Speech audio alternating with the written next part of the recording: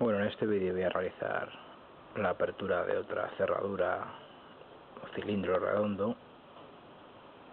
Es similar al CAIS, no pone la marca, pero tiene toda la pinta.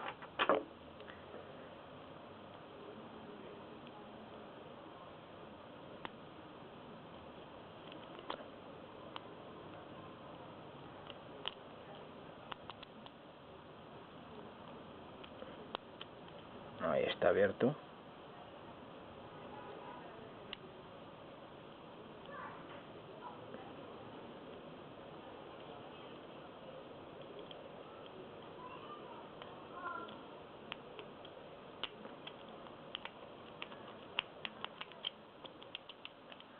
Aquí voy a cambiar de tensor.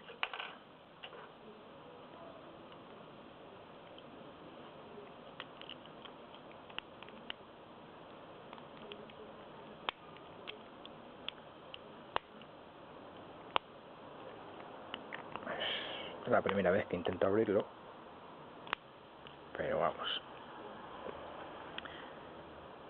Hacia este lado el otro tensor tiene más holgura.